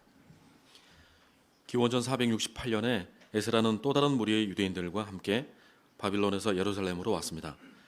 에스라와 그 유대인들이 그 길을 떠나려면 강한 믿음이 필요했습니다. 그것은 매우 위험한 여행이었습니다. 그들은 성전을 위해 쓰도록 기부받은 막대한 양의 은과 금을 가져가야 했기 때문에 강도들의 공격을 받을 위험이 컸습니다. 더군다나 도착해 보니 예루살렘도 안전한 곳이 아니었습니다.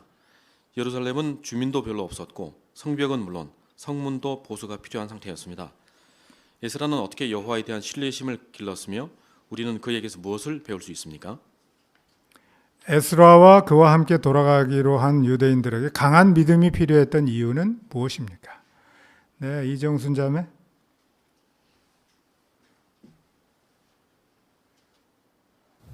네, 에스라와 그 유대인들은 예루살렘에 있는 여호와의 전으로 은과 금을 현 시가로 300억 원 이상 가져가는 일은 강도들의 공격을 받을 매우 위험한 여행을 해야 하기 때문에 강한 믿음이 필요했습니다.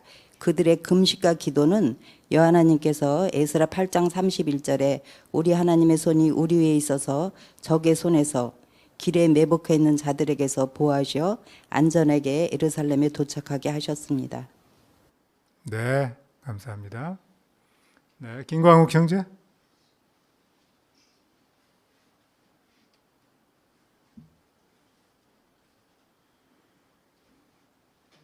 그렇게 위험한 길을 지나서 예루살렘에 도착해 보니 이 예루살렘의 상태도 주민도 별로 없고 성벽은 물론이고 성문조차 없는 그런 여러 가지 어려운 상황에 있다는 것을 알게 되었습니다.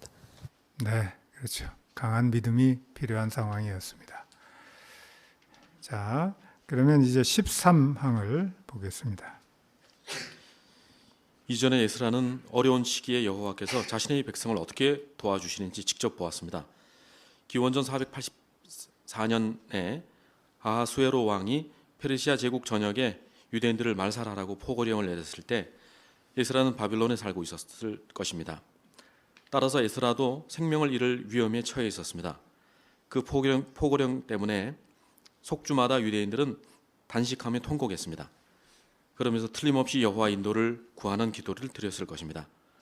상황이 역전되어 유대인들을 말살하려고 한 자들이 죽임을 당했을 때 에스라와 이스라엘 사람들이 어떻게 느꼈을지 상상해 보십시오. 이 위급한 시기에 에스라가 경험한 일은 그 후에 그가 다른 어려움에 대처하는 데도 도움이 되었을 것이며 여호와께서 자신의 백성을 보호할 능력이 있으시다는 확신을 분명히 더 강하게 해주었을 것입니다. 에스라는 어떻게 여호와에 대한 신뢰심을 기를 수 있었습니까? 이동윤 형제.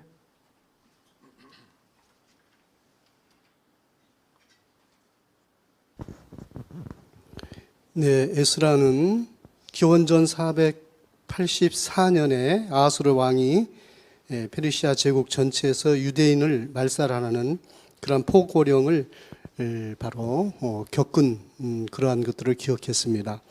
바로 하만에 의해서 이스라엘 민족들이 모두 멸절될 그런 위험에 있었는데 여호와께서 바로 그러한 때에 그들을 구원해 주시고 또 그들에게 도리어 복수할 수 있는 그런 기회를 주었다는 것을 생각하고 틀림없이 이번에도 여호와께서 그들을 지원해 주실 것을 확신했을 것입니다.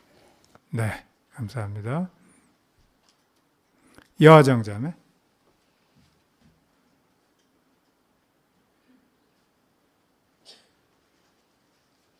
또한 에스라는 율법에 중도한 필사자였기 때문에 렐레미야 29장 14절에서 여호와께서 유배된 유대인들을 모아들이고 예루살렘으로 데려오겠다는 예언을 잘 알고 있었습니다. 따라서 그 예언의 성취를 직접 경험한 에스라는 예루살렘에 돌아가기 전에 이미 여호와에 대한 강한 확신이 있었을 것입니다. 네, 감사합니다. 각주 내용을 잘 설명하셨네요. 더 설명하실 분 계신가요? 네, 안정국 형제. 네, 앞서 두 분 설명하신 것처럼 에스라는 그 어려운 시기에 여호와께서 자신의 백성을 어떻게 도와주시는지를 직접 보았기 때문에 신뢰심을 기를 수 있는 한 가지 방법이 되었습니다. 네, 감사합니다. 또 김광욱 형제.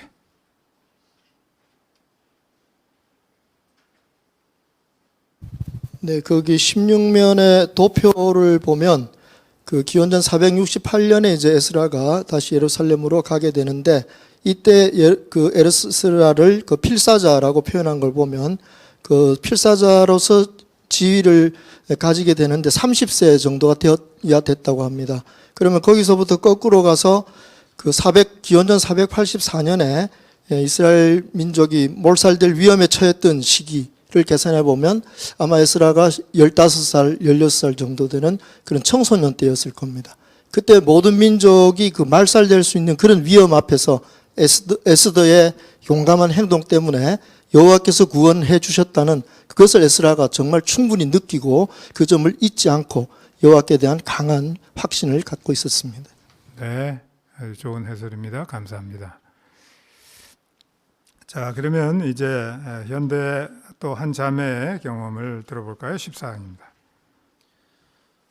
상황이 불안정할 때 여호와께서 우리를 어떻게 돌봐주시는지 경험하면 그분에 대한 신뢰심이 더 강해집니다. 동유럽에 사는 아나스타시아 자매의 경험을 생각해 보겠습니다. 그는 중립 입장을 고수하기 위해 직장을 그만두어야 했습니다. 아나스타시아는 살면서 그렇게 돈이 한 푼도 없었던 적은 처음이었다고 말했습니다. 그리고 이렇게 덧붙였습니다. 저는 여호와께 기도를 드렸고 그분이 저를 따뜻하게 돌봐주시는 것을 경험했어요. 또다시 직장을 잃는다 해도 전 두렵지 않아요. 하늘의 아버지께서 오늘 저를 돌봐주시는 것처럼 내일도 저를 돌봐주실 테니까요. 한 자매는 상황이 불안정할 때 여호와께서 돌봐주시는 것을 경험하면서 어떤 교훈을 배웠습니까? 임재령 자매.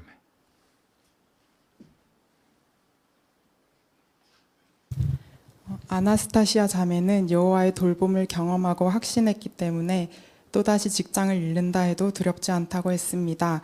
불안정한 상황에서도 계속 여호와를 신뢰하고 그분의 일을 첫째 자리에 둘 때 도움과 축복을 베풀어 주실 것이라는 더 강한 믿음을 갖게 되었습니다. 네, 감사합니다. 또 정구의 자매.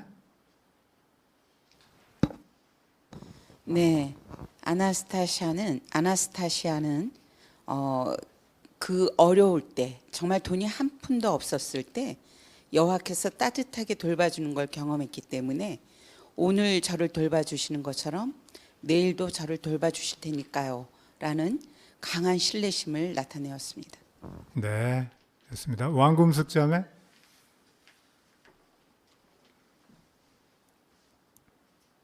네, 마태복음 6장 33절에서 왕국과 그 일을 첫째로 구하면 여호와께서 모든 것을 다 해결해 주시겠다고 했는데 이 아나 자매가 돈이 한 푼도 없게 된 이유가 중립 입장을 고수했기 때문에 직장을 잃었다고 했습니다.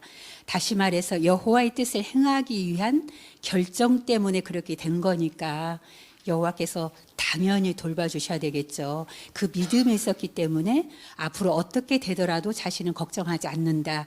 이런 교훈점을 배웠는데 우리에게도 참 귀감이 되는 그런 경험담이라고 생각됩니다. 네, 아주 중요한 요점 잘 말씀하셨네요. 안명희 자매. 네, 그 안정된 직장과 정기적인 수입이 있을 때는 여호와께서 우리의 부양자라는 사실을 머리로는 이해하지만 절실히 체감하지는 못할 수 있습니다. 그런데 아나스타시아 자매처럼 실직을 하거나 경제적으로 어려움을 겪게 되면 여호와의 부양 능력에 더 간절하게 의지하게 되고 또 여호와의 도움의 손길을 더욱 민감하게 분별하게 되기 때문에 여호와에 대한 신뢰심이 강해질 수 있습니다. 네, 그렇죠. 네, 맞습니다. 자, 그러면 이제 15항으로 가보실까요? 에스라는 자신의 삶에서 여호와의 손길을 느꼈습니다. 개인적으로 여호와의 도움을 받은 경험들을 묵상한 것은 틀림없이 에스라가 그분에 대한 신뢰심을 유지하는 데 도움이 되었을 것입니다. 나의 하나님 여호와의 손이 내 위에 있었다는 표현에 유의해 보십시오. 에스라는 자신이 기록한 책인 에스라서에서 그와 비슷한 표현을 총 6번 사용했습니다. 자, 그럼 먼저 에스라 7장 27절과 28절을 어느 분이 읽어주실까요? 네, 신옥순 자매.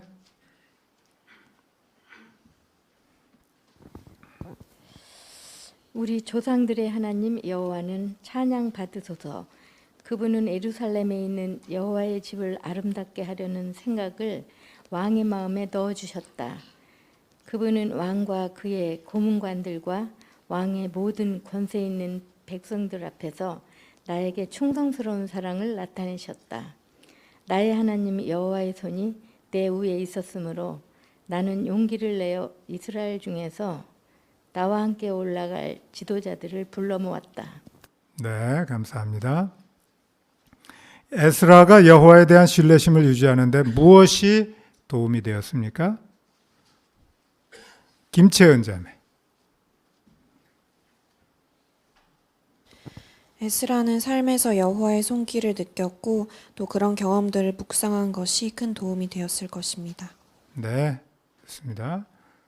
또 저 뒤에 장현진 형제. 이 성구가 참조된 통찰책에서는 그는 자기 위에 있는 여호와의 손으로 말미암아 스스로를 강하게 하였다는 표현이 있습니다. 그러니까 여호와께서 에스라를 강하게 해주셨다는 사상보단 스스로가 여호와의 손길을 떠올리면서 자신을 강하게 했다는 사상을 좀 더 느끼게 되는데요. 우리도 개인적으로 여태까지 받았던 도움들을 시간을 내어 생각해보고 묵상해보면 과거에 나를 도와주셨던 여호와의 손길이 오늘도 우리를 도와주실 거라는 그런 확신을 갖게 될 거라는 걸 배웠습니다. 네, 좋습니다. 또 배철이 형제. 네, 여호와의 손은 아주 강력하고 능력이 강합니다. 그렇기 때문에 우리가 그분을 신뢰할 수 있는데 무엇이든지 이 강한 것은 좀 거친 면이 있습니다. 강한 건 좋은데 너무 강하다 보면 좀 부드러움을 잃어버릴 때가 있는데 여기 에스라가 총 6번 사용했다는 이 성구들을 쭉 살펴보면은 손이 그냥 손이 아니고 선한 손으로 표현된 부분이 여러 군데 나옵니다. 그러니까 그분은 강하지만 아주 선하고 부드럽고 따뜻한 그러한 손길을 우리가 느낄 수 있습니다. 그렇기 때문에 그러한 여호와의 손길을 느꼈던 것을 묵상해 보는 것은 우리가 여호와에 대한 신뢰심을 유지하는 데 도움이 될 것입니다. 네, 좋습니다.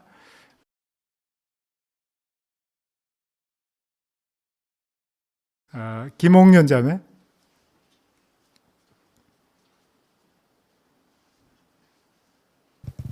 네, 에스라는 그 아수에로 왕 때 기원전 484년에 유대인이 몰살 당할 뻔했을 때 구원받은 것이 아주 강하게 그 유지가 되었던 것 같습니다. 그래서 여기 에스라 8장 22절 보면 그 성전에서 쓸 예물을 막대한 은과 금을 가지고 이제 갈 때 800km에서 약 1600km까지 가야 되는 그 길에 도적들도 많을 텐데도 거기에 그 왕에게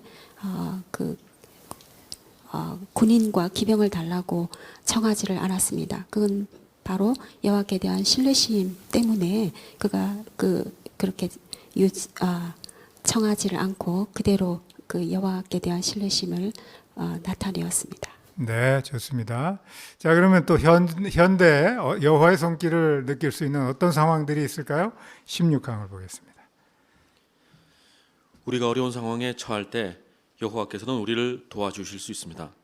예를 들어 고용주에게 대회에 참석하기 위해 휴가를 요청하거나 모든 집회에 참석하기 위해 근무 시간을 조정해달라고 요청해야 할지 모릅니다. 바로 그런 기회에 우리는 여호와의 손길을 더 분명히 경험할 수 있습니다. 기대한 것보다 더 놀라운 결과가 있을지도 모릅니다. 그런 경험을 하면 여호와에 대한 우리의 신뢰심은 더 강해집니다. 어떤 상황에서 하나님의 손길을 더 분명히 경험할 수 있습니까? 사파도 점주하실 수 있겠습니다.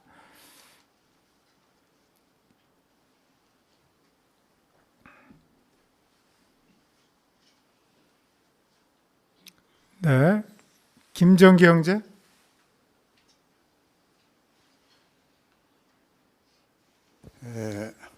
이 사파를 보니까 참으로 이 형제가 용기가 있네요.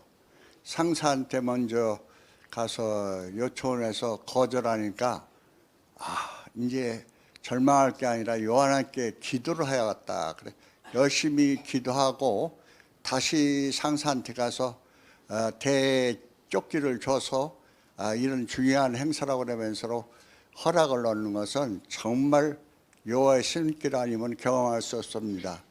그래서 저도 이게 한 15년 전에 이런 어려움이 있었어요. 국가공무원으로서 일본에 가서 병원교섭위원 교육을 받으라고 일주일 동안 교훈을 받으라고 그런 일이 있었는데 이게 도저히 허락을 안 해주더라고요.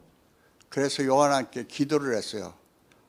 이래도 허락 안 하려나 하면서 연가를 일주일 동안 쓰는 그 지혜가 나와서 연가를 일주일 동안 쓰고 무난히 그 일본에 가서 일주일 동안 받고 병원교섭위원으로서 일을 충실하게 이해했다는 걸 보면 여호와의 손길이 분명히 경험을 통해서 한다는 걸 생각할 때 이 형제는 직장에서 일어났고 저희 또 직장에서 일어날 문제에 대해서 동감을 느꼈다는 것을 알게 됩니다. 네, 네, 감사합니다. 김 형제. 이재영 형제. 이 형제가 처음에는 그 휴가를 내는 이유를 말하지 않고 휴가를 내려고 했던 것 같습니다. 이제 여호와께 도움을 청하는 기도를 하면서 이번에는 여호와를 더 신뢰하는 그런 방식을 사용을 해서 이제 휴가를 신청을 하게 되는데 마치 여호와께서 말씀하시게 하는 방식, 즉 그 초대장을 사용을 해서 휴가를 신청을 하게 됩니다. 마치 여호와께서 아시리아 왕의 그 마음에 호의적인 마음이 가지게 하신 것처럼 이 사장의 마음도 여호와께서 분명히 그런 호의적인 마음을 가지게 도와주셨을 것입니다. 이 형제는 이 경험이 앞으로 여호와를 신뢰하는 데 큰 도움이 될 것입니다. 네, 감사합니다. 그랬을 수 있겠네요. 또 조복희 자매.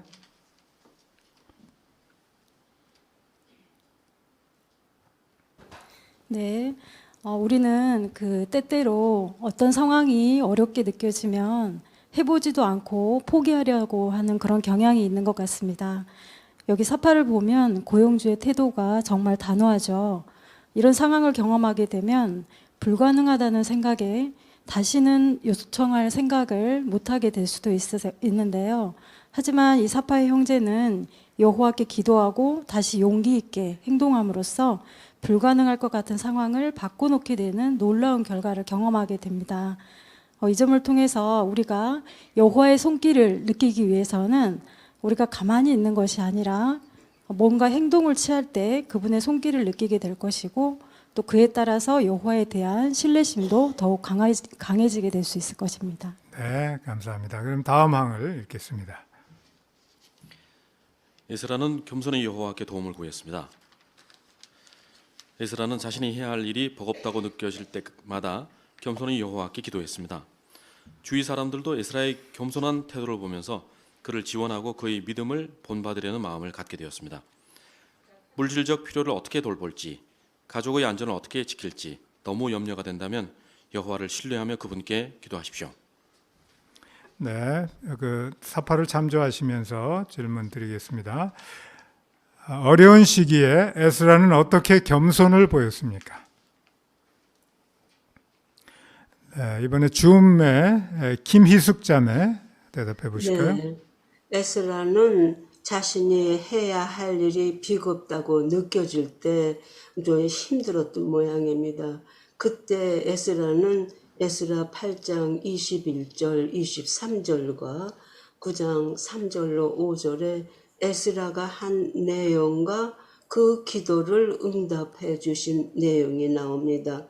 그 기도를 한 후 주위 사람들을 에스라의 겸손한 태도를 보면서 그를 지원하고 그의 믿음을 본받으려고 했었습니다.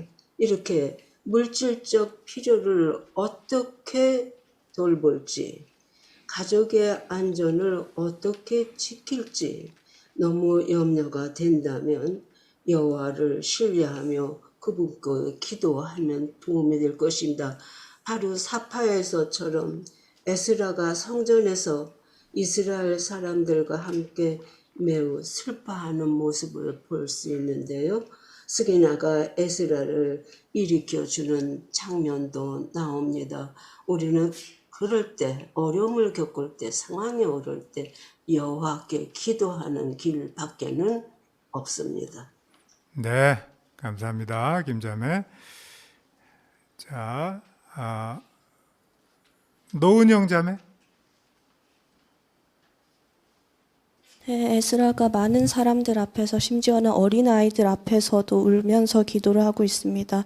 사실 에스라가 가진 지위 또 그가 범법자들을 처형하거나 추방할 권리를 왕으로부터 받아서 가지고 있었는데도 자신의 힘으로 뭔가를 하려고 하지 않고 저렇게 여호와께 기도드리는 걸 보면 얼마나 겸손한지 알 수 있습니다. 네, 좋습니다. 박민서 형제.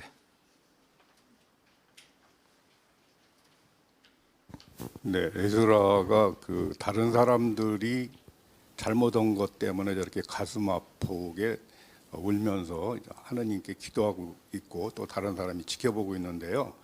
저걸 저 자신한테 좀 적용해 보면 우리 회중에서도 살다 보면 여러 가지 어려운 문제들로 또 어떤 처분을 받는다든지 좋지 않은 일이 일어나는데 그때 에스라처럼 그 사람을 위해서 기도하고 내가 잘못된 것처럼 통한 아주 그 마음을 깊이 회개하는 마음으로 가지면서 형제자매들을 위해서 기도하고 그런 마음을 계속 가지고 있다면 우리 회중이나 또 그런 문제들이 덜 발생하지 않을까. 저 서 있는 사람들이 고개를 수그리고 눈물을 흘리고 있는 것처럼 그런 문제들이 덜 발생할 것 같다는 생각이 들었습니다.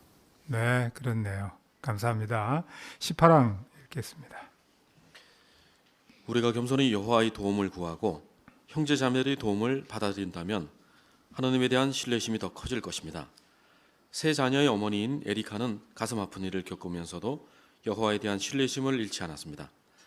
에리카는 뱃속의 아기를 잃은 지 얼마 되지 않아 사랑하는 남편과도 사별했습니다. 그는 그때를 떠올리며 이렇게 말합니다. 여호와께서 우리를 어떻게 도와주실지 미리 알 수는 없죠. 하지만 그분은 정말 놀라운 방법으로 도와주실 수 있어요. 친구들의 말과 행동을 통해 여호와께서 제 기도에 응답해 주시는 걸 너무나도 많이 경험했습니다. 제가 겪는 어려움을 솔직히 이야기하면 친구들이 더 쉽게 저를 도와줄 수 있죠. 네, 여호와에 대한 신뢰심을 기르는데 무엇이 도움이 됩니까? 오경민 형제.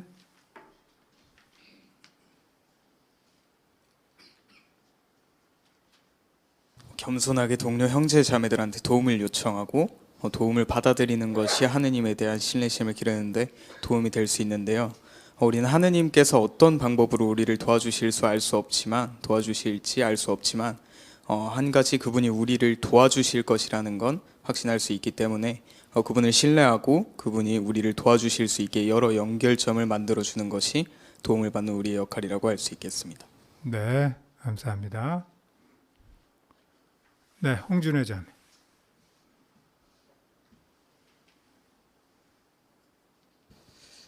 네, 여기 항해 언급된 에리카 자매의 경험을 통해서도 알 수 있는데요. 자매는 힘든 상황에서 친구들의 말과 행동을 통해 여호와께서 자신의 기도에 응답해 주시는 걸 너무나 많이 경험했다고 했습니다. 여호와께만 아니라 우리가 겪는 어려움을 친구들에게도 솔직히 이야기할 필요가 있다는 점을 배울 수 있습니다. 네, 그렇죠. 네, 감사합니다. 저 뒤에 나자매. 네, 지난 영국이사 43에서도 여호와께서 형제 자매들을 통해 힘을 주실 수 있기 때문에 어려운 시기에 도움을 청할 것을 배웠는데요. 얼마 지나지 않아서 또 이런 제안을 받는 것을 보면 여호와께서는 지금 어려운 시대에 우리가 어려움을 서로 나누기를 얼마나 원하시는지 느낄 수 있습니다. 네, 그렇습니다. 네, 이렇게 해서 여호와에 대한 신뢰심을 기르는 방법 여러 가지를 살펴봤습니다. 자, 이제 마지막 소제목이네요. 끝까지 여호와를 신뢰하십시오. 19항, 20항 읽어주시죠. 우리는 예루살렘에 돌아올 수 없었던 유대인들에게서도 값진 교훈을 배울 수 있습니다. 그중 일부 사람들은 나이가 많거나 심각한 병이 있거나 가족을 돌볼 책임이 있기 때문에 돌아갈 수 없었을 것입니다. 그렇지만 그들은 돌아가는 사람들에게 성전에 쓸 많은 헌물을 줌으로 그들을 기꺼이 지원했습니다. 유배자들 가운데 첫 번째 무리가 예루살렘에 돌아온 지 약 19년이 지난 후에도 바빌론에 남아있는 유대인들은 자원해서 예루살렘으로 계속 헌물을 보내고 있었던 것 같습니다. 우리는 상황상 여호와를 위해 원하는 만큼 많은 일을 하지 못할 수 있습니다. 그렇다 해도 여호와를 기쁘시게 해드리려는 우리의 진실한 노력을 그분이 소중히 여기신다고 확신할 수 있습니다. 그 점을 어떻게 알 수 있습니까? 여호와께서는 예언자 스가랴에게 바벨론에 유배된 사람들이 보내온 금과 은으로 면류관을 만들라고 명령하셨습니다. 이 탁월한 면류관은 유배자들이 보내온 관대한 헌물을 생각나게 하는 역할을 할 것이었습니다. 우리가 상황이 불안정할 때에도 여호와를 섬기기 위해 마음을 다해 노력한다면 분명 그분은 우리의 노력을 결코 잊지 않으실 것입니다. 예루살렘에 돌아올 수 없었던 유대인들에게서 어떤 점을 배울 수 있습니까? 윤병태 형제.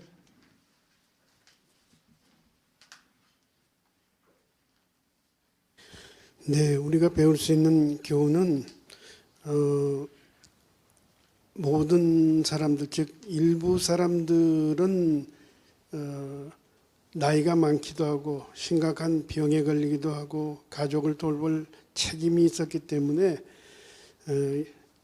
이스라엘 예루살렘으로 돌아갈 수가 없었습니다. 그래서 그들은 돌아가는 사람들을 위해서 성전에 쓸 많은 헌물을 줌으로써 그들을 기꺼이 지원하는 일을 했다고 알려줍니다. 이 일은 단순히 일회성으로 끝난 것이 아니고 예루살렘으로 돌아간 사람들을 위해서 19년이 지난 후에도 자원해서 예루살렘으로 계속 헌물을 보내고 있었다는 그러한 기록을 볼 때 우리 역시도 모든 기회에 우리가 할 수 없는 일이라면 우리가 지원할 수 있는 방법을 생각해 볼 수 있지 않을까 하는 개인적인 생각을 해보았습니다.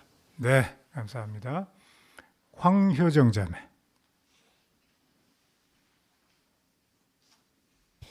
예루살렘에 돌아올 수 없었던 유대인들이 보내온 관대한 헌물을 생각나게 하기 위해 여호와께서는 탁월한 면류관을 만들어 대제사장의 머리에 씌워 모든 사람을 볼 수 있게 하라고 명령하셨습니다. 이 점을 정시간 봉사에 참여할 수 없는 형제자매들을 잊지 말아야 한다는 점을 생각나게 해줍니다. 그들은 모두 매우 영적 사람들이며 최선을 다해 여호와를 섬깁니다. 여호와께서는 그들을 깊이 사랑하시며 그들의 봉사를 소중히 여기십니다. 우리는 여호와 본받아 그들의 노력에 깊이 감사하고 칭찬해야 합니다. 네, 감사합니다. 비키 자매 21항을 읽겠습니다. 분명 우리는 이 마지막 날에 어려움을 계속 겪을 것이며 앞으로 상황은 더욱더 나빠질 것입니다. 하지만 우리는 지나치게 염려할 필요가 없습니다. 학계 시대에 여호와께서 자신의 백성에게 하신 이러한 말씀을 기억하십시오. 내가 너희와 함께 있다. 두려워하지 마라. 우리도 최선을 다해 여호와의 뜻을 행하는 한 그분이 우리와 함께 하실 것임을 확신할 수 있습니다. 학개와 스가랴가 한 예언자들과 에스라에 보내서 배운 점들을 적용하십시오.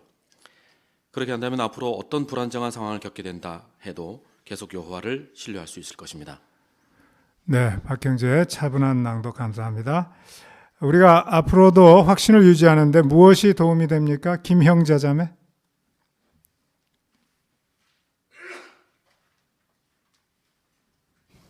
학개 2장 4절 5절에 기록된 것처럼 내가 너희와 함께 있다. 두려워하지 마라.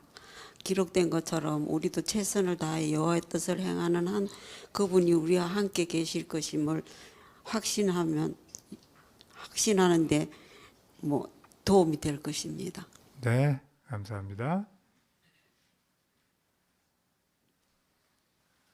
홍화자 자매.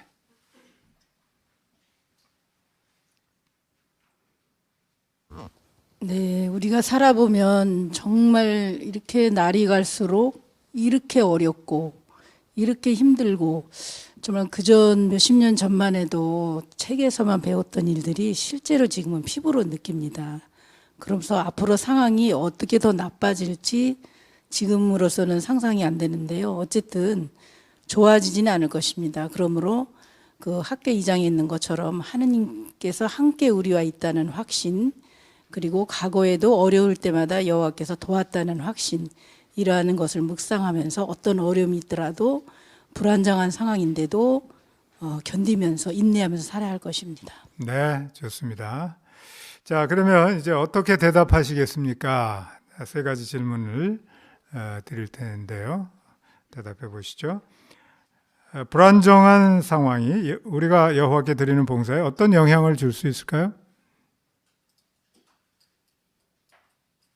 네, 저 뒤에 이은주 자매. 열심히 싣고 하나님의 뜻을 행하는 일이 우선순위에서 밀려날 수 있습니다.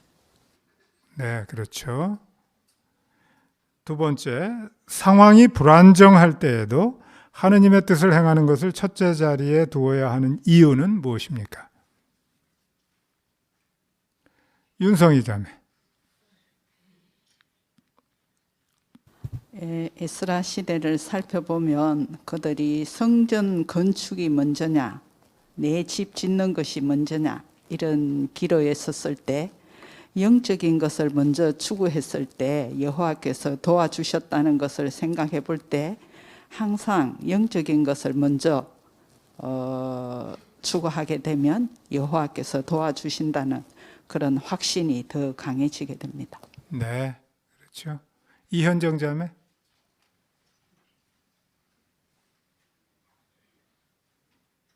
또 그렇게 하기 위해서 개인적으로 학개 2장 4절에 만군의 여호와라는 표현도 기억하고 싶었는데요.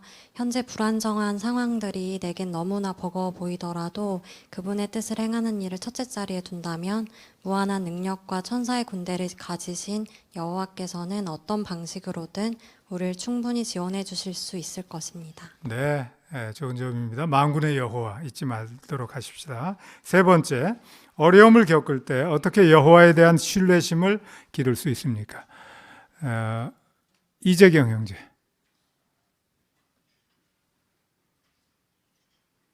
상황이 어렵더라도 그분이 원하는 만큼 많은 일을 하지 못하더라도 우리가 그분을 위해 하는 일과 사랑은 그분의 기억 속에 영원히 간직될 것이기 때문에 그분에 대한 신뢰심을 키울 수 있습니다. 네, 감사합니다. 몇 분이 더 손드셨는데 시간이 다 됐네요. 네, 오늘 좀 내용이 좀 뭐 이렇게 부드러운 내용은 아니었는데 여러분이 잘 준비하셔서 아주 간결하게 자신의 말로 해설을 해주셔서 많은 유익이 있었습니다. 감사합니다. 오늘 주제가 불안정한 상황에서도 여호와를 계속 신뢰하라 였죠.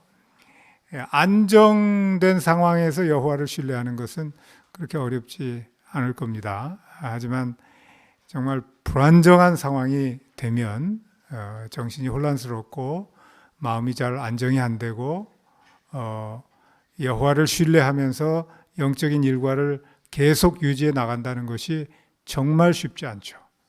하지만 오늘 뭘 배웠죠? 그런 상황에서도 우리가 그렇게 할 때 여호와께서 우리를 반드시 돌보시고 축복하신다 하는 점을 살펴봤습니다. 오늘 배운 교훈을 적용해서 모두 유익을 얻도록 하십시다. 네, 그러면 오늘 집회를 모두 마치는 노래를 함께 부르실까요? 가능하신 분들은 모두 일어서셔서 노래 122번 확고하고 흔들리지 말라 함께 부르시고 오늘 아주 훌륭하게 공개 강연으로 우리를 격려해 주신 나동주 형제 마치는 기도가 있겠습니다.